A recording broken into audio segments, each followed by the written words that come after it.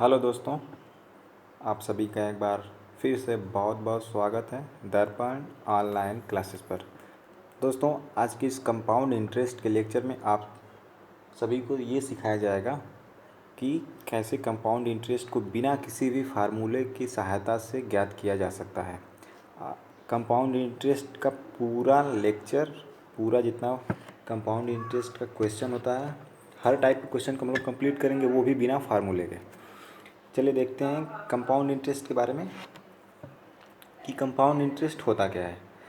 Compound interest दोस्तों मतलब समझिएगा, इसको हिंदी में हम लोग चक्रवृद्धि ब्याज बोलते हैं। चक्रवृद्धि ब्याज, चक्रवृद्धि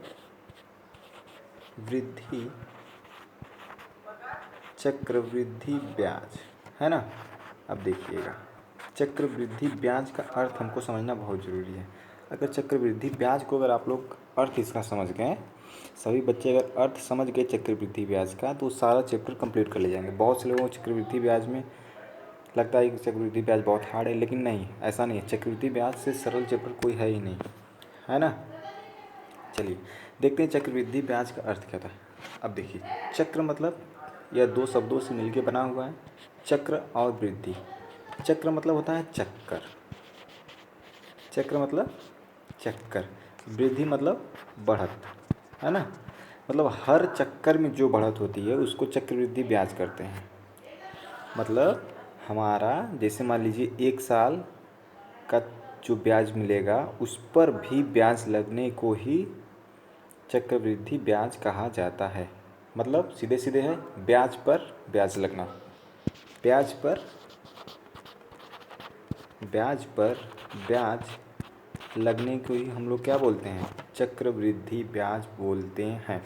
और देखिए, सबसे बड़ा अंतर सिंपल इंटरेस्ट और कंपाउंड इंटरेस्ट में यही होता है कि सिंपल इंटरेस्ट में हर साल का ब्याज बराबर रहता है। जैसे मान लीजिए एग्जांपल ले लेते हैं कि हमारे पास कोई भी राशि थी, उस पर 2 साल करें, सॉरी, 200 रुपये का ब्याज लगा।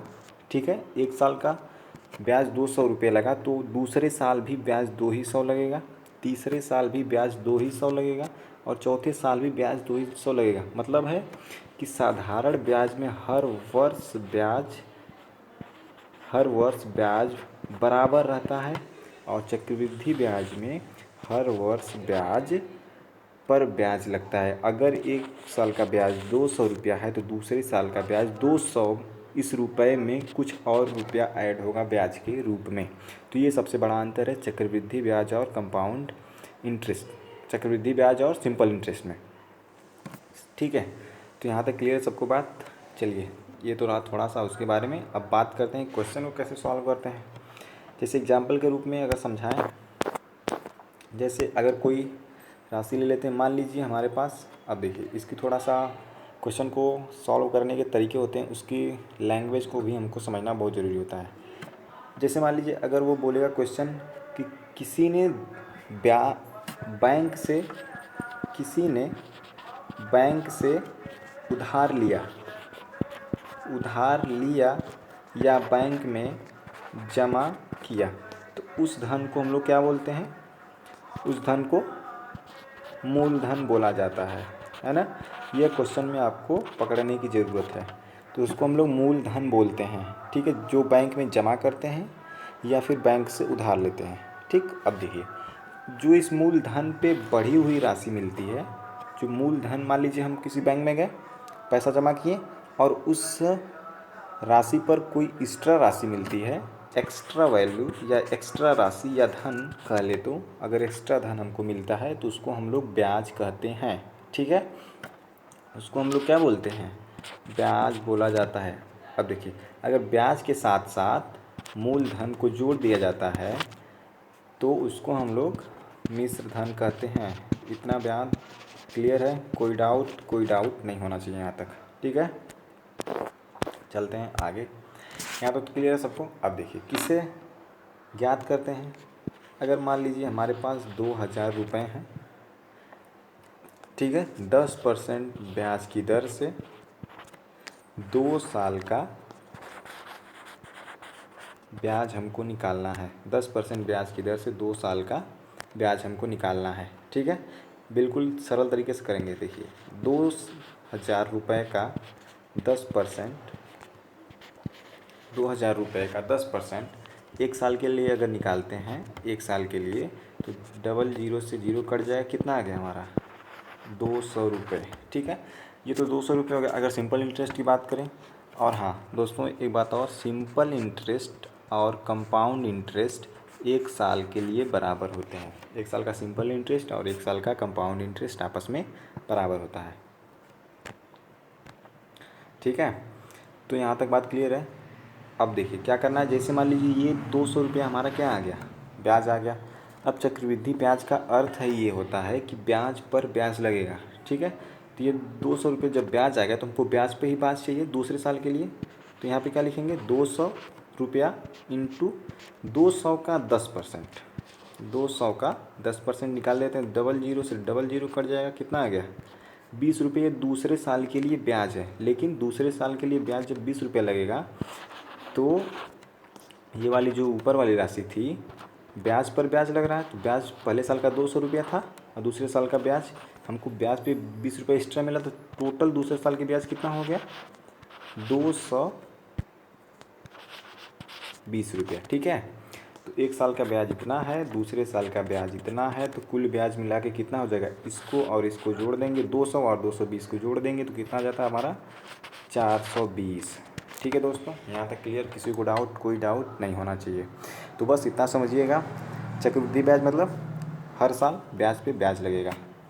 अगर आपको 3 साल के लिए याद करना रहता तो ये जो 200 रुपया है, सॉरी 220 रुपया है, 3 साल के लिए मान लीजिए, अगर एग्जाम्पल के तौर पे इसी के लिए लेते हैं, 3 साल के लिए 200 रुपये का, 200 नहीं 2,000 रुपये का 10% की दर से 2 साल का, 2 साल नहीं 3 साल का कंपाउंड इंटरेस्ट क्या होगा। आइए 3 साल का निकालते हैं। 3 साल के कंपाउंड इंटरेस्ट की बात कर लें, अगर 3 साल का कंपाउंड इंटरेस्ट निकालना है तो सबसे पहले हम लोग 2,000 रुपये का 10% निकालेंगे एक साल के लिए। 10% डबल जीरो से डबल जीरो कट जाएगा, कितना आ गया 200 रुपया। ठीक है दोस्तों, ये हमारा फर्स्ट ईयर के लिए। अब सेकेंड ईयर के लिए निकालें तो इसी ब्याज पे कितना ब्याज लगेगा उसको ज्ञात कर लें। तो 200 रुपये का 10%, डबल जीरो से डबल जीरो कट गया, 2 दाम में 20, 20 आ गया। तो 20 आ गया दूसरे साल का ब्याज जो इस ब्याज पे लगा था, जो 200 रुपया ब्याज लगा 20 रुपये का, तो टोटल कितना हो जाएगा 20 प्लस 200 रुपया। इस वाली राशि को जो 20 है, 20 की राशि को 200 में जोड़ देंगे तो आ जाएगा हमारा दूसरे साल के लिए 220 रुपया। दूसरे साल के लिए 220 रुपया आ गया। अब तीसरे साल के लिए पूछा है, तीसरे साल के लिए ब्याज कितना हो जाएगा हमारा दोस्तों। तीसरे साल के लिए ब्याज की बात करें तो 220 पे निकाल देंगे, 220 का 10%, डबल जीरो से डबल जीरो कट गया, कितना आ गया अपना 22 रुपया।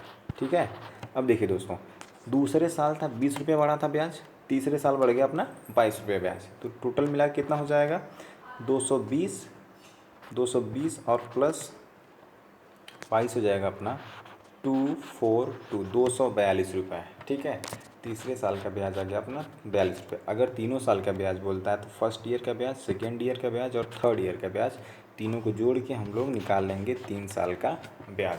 तो उम्मीद है दोस्तों आपको इतना समझ में आ रहा होगा। और एक क्वेश्चन देख लेते हैं। ये देखिए क्वेश्चन है एक, किसी भी कोई भी क्वेश्चन इस प्रकार से हम लोग कर सकते हैं, कोई सा भी प्रश्न हो इस विधि से कर लीजिएगा आप लोग। बहुत सारी की प्रैक्टिस करेंगे क्वेश्चन का तो हो जाएगा। अब देखिए क्वेश्चन क्या बोला है, प्रिंसिपल है अपना 20,000 रुपये, रेट है 15%, टाइम है 2 साल और कंपाउंड इंटरेस्ट निकाला है। दोस्तों सीधे सीधे 2 साल का हमको कंपाउंड इंटरेस्ट चाहिए। कितना रुपये है अपना 20,000 रुपया है। 20,000 का 15% कर दें तो आ जाता है कितना निकल के, डबल जीरो से डबल जीरो कटेगा, 15 दूना 30 और 2 जीरो बच गया 3,000। ठीक है, एक साल के लिए 3,000 अपना आ गया। अब ब्याज आ गया, तो दूसरे साल के लिए 3,000 पर ब्याज लगाएंगे।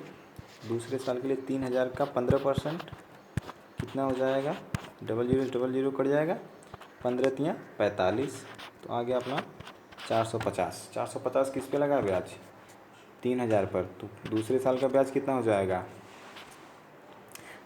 दूसरे साल का ब्याज